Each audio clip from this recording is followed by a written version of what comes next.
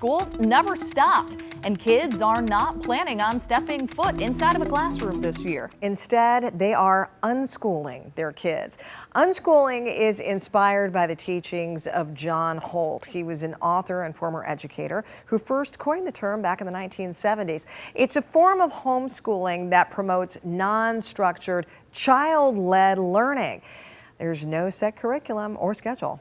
And it is difficult to pin down just how many families are unschooling their kids because Michigan does not require homeschoolers to report to the state. 7 News Detroit's Brittany Toulis is raising the voices of two mothers who said traditional schooling just wasn't working for their kids. Unschooling to me is completely different from what traditional schooling is. Molly Bonds, a former grade school teacher for a decade, now is a 24/7 educator for her 9 and 11-year-old boys.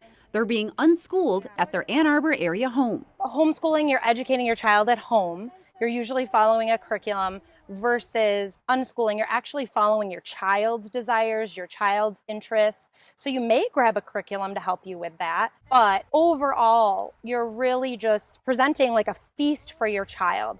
Think of like a smorgasbord, a Thanksgiving feast, and your child is picking and choosing what's interesting to them. Lynette Hines is on the other side of the state near Grand Rapids, but she's on the same page with her 3 kids. Schools, the structure of them is set up really well for certain students, certain learning styles and personalities, but there's a lot who don't really fit the box of school. Michigan doesn't keep tags on how many kids are enrolled in any kind of homeschool program, and per the State Department of Education, there are no required tests for students to take. Giving grades and submitting them to the state are both voluntary, but unschooling parents say that doesn't mean their kids aren't learning. For all of them, whether homeschooled or unschooled, there are 9 required classes. So they want to make sure you are actually graduating someone who's going to be functional as a citizen. Parents can give their kids a high school diploma if they stay home through 18.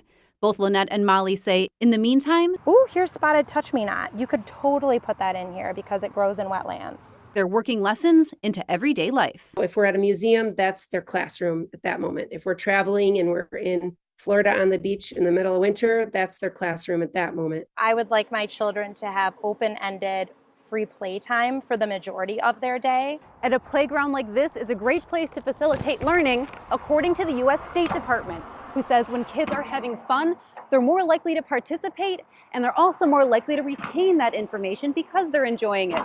The American Academy of Pediatrics backing that up, saying play adds to the cognitive and overall well-being of a child. I knew at a very young age Finley liked dinosaurs. So my youngest was into dinosaurs. I had dinosaurs for him. We read dinosaur books. That's unschooling. That is playing with my child, realizing what he likes. Both parents say when asked about unschooling, they don't get a lot of negative pushback or comments. But one main myth they want to put to rest, their kids have friends outside of their siblings. That is why we're here today. So every single week on the same day of the week, we meet up, the kids are playing, the parents are interacting. Brittany Toulis,